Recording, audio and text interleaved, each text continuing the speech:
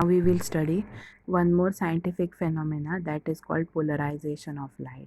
We know that the light is an electromagnetic wave and that its electric field and magnetic field vectors are perpendicular to each other and to the direction of the propagation. We also know that light is emitted by atoms.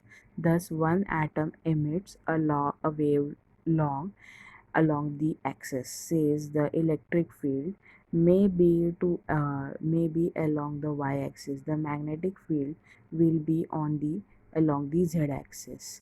So if another atom in the source emits a wave traveling along the x-axis, it is not necessary the electric field will be along y-axis. It can be along yz plane also, and the magnetic field will be along a direction perpendicular to it. Thus, in general, the electric fields of the waves emitted along the x-axis by the light source like sun, stars or light bulb will be in all possible directions in the YZ plane, and corresponding magnetic fields will be perpendicular to their electric fields.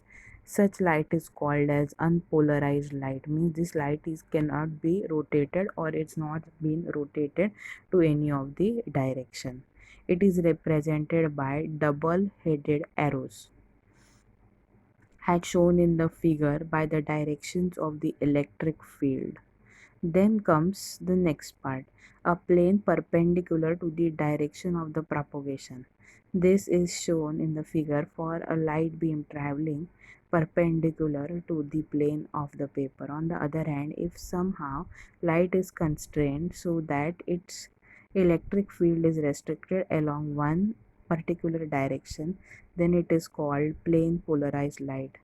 This is for light beam traveling perpendicular to a plane of the paper. How can we get polarized light? There are certain types of material which allows only those light waves which have their electric field along a particular direction to pass through and block all other waves which have their electric field in other directions.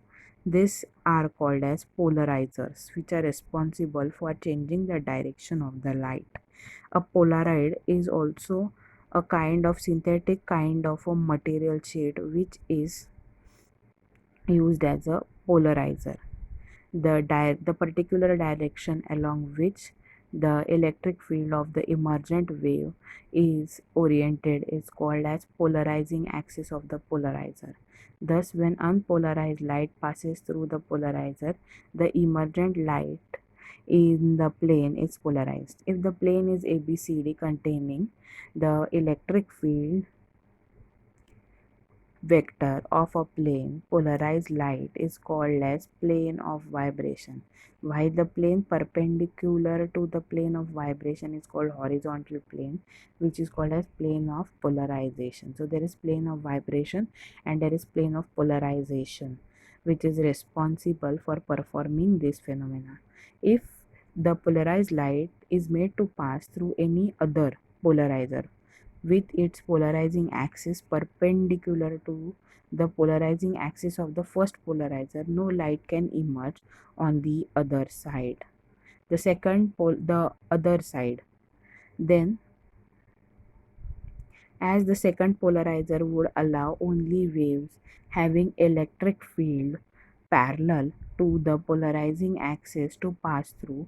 On the other hand, if the polarizing axis of the second polarizer makes an angle of 90 degree with the first polarizer, then the component of electric field of the polarized light along the direction of the polarizing axis of the second polarizer can pass through.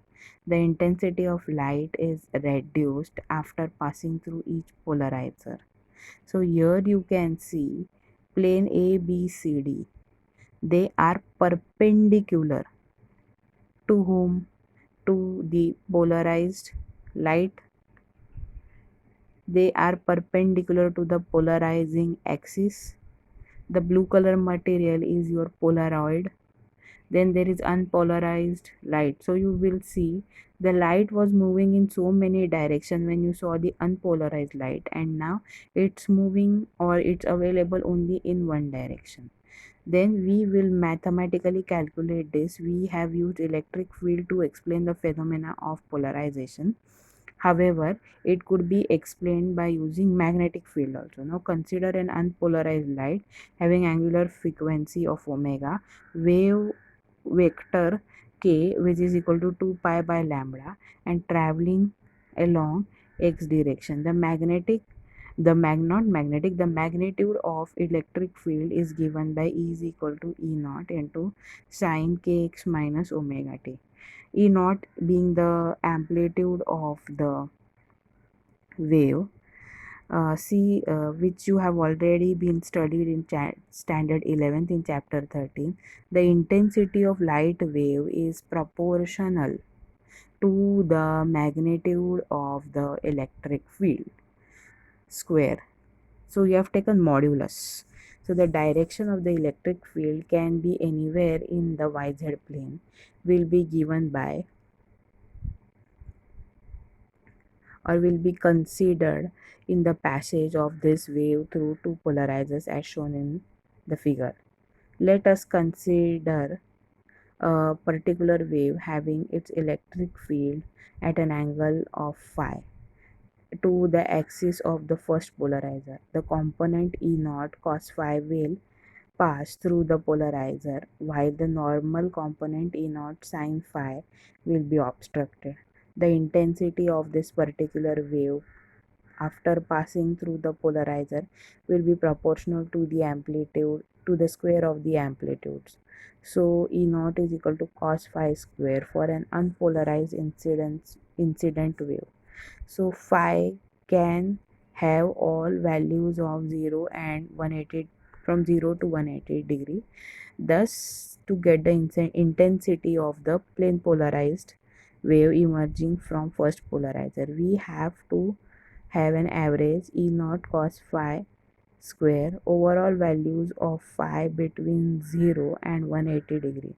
The value of the average cos square phi is half. Hence, the intensity of the wave will be proportional to half E naught square. The intensity of an unpolarized wave reduces by half after passing through the polarizer. Let us consider the linearly polarized wave emerging from first polarizer. Let us assume that the polarized wave has its electric field E1 along y direction. So you can see all the directions and dimensions, or you can see how the light gets polarized and how the polarizing angle is being created with the help of axis of polarization. So as we move further, E1, the vector E1 is equal to E, the vector between E1 and the axis of polarization sine kx omega t, where E1 naught is the amplitude of the polarized wave. So the intensity of polarized wave is given by I1 proportional to E10, that is the amplitude of the polarized wave square. Now, if this wave passes through the second polarizer, whose polarization axis makes an angle theta with the y direction, only the component E10 cos theta will pass through this. Thus, the amplitude of the wave which passes through, say, could be E20 is now E10 cos theta, and its intensity is given by I2 is directly proportional to the modulus of E2 naught square. Then comes the next part, that is, this is what is this called? So I2 directly proportional to E1 naught lambda, E1 naught modulus square cos theta square, or I2 is equal to I1 into cos theta square. This is called Malu's law, after the scientist E. L. Malus, who was born in 1775 and passed away in 1812, who discovered the law experimentally. What Malu's law gives us is the intensity of a proportionally polarized wave after it passes through the polarizer. Note that the angle theta between the axis of polarization of the two polarizers. If theta is equal to 0, the polarization axis of the polarizers are parallel. The intensity does not change while passing through the second polarizer. If theta is 90 degree, cos theta would be 0, then no light would emerge out from the second polarizer. So if theta is equal to 0 and 90 degree, parallel are known as parallel and cross settings of the two polarizers. Then comes certain things we need to remember. Only transverse waves can be polarized, not longitudinal waves. In transverse wave, the oscillations can be along the direction in the plane which is perpendicular to the direction of propagation by restricting the oscillations to be along only one direction in this plane. We get plane polarized wave. For longitudinal waves, second wave, the particles of the medium oscillate only along one direction, which is the direction of propagation of the wave. So there is no restriction. There is an example available. Unpolarized light has intensity I naught, which is made to pass through three polarizers P1, P2, P3 respectively. The polarization axis of P2 makes an angle 0 of theta 1 with that of P1, while that of P3 makes an angle of theta 2 with that of P2. And what will be the intensity of light coming out of P3?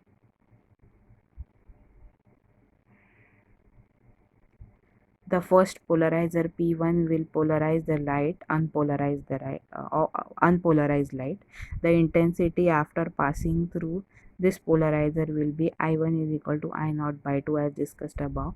Let us assume that the amplitude of the electric field after passing through P1 is E1 naught. That is the first polarized light. Then comes while passing through P2, this will become E2 naught is equal to E1 naught cos theta 1. It will be able to pass through it. Thus, the intensity of light coming out of P2 will be I2 is equal to I1 cos theta 1 square is equal to I naught cos theta 1 square by 2. While passing through P3, a component E3 naught is equal to E2 naught cos theta 2 will pass through. Thus, the intensity of light coming out of P3 will be I3 is equal to I naught cos square theta 1 into cos square theta 2 upon 2. With this, we are done for today. Then we will start with polarization by reflection with Brewster's law in the next lecture.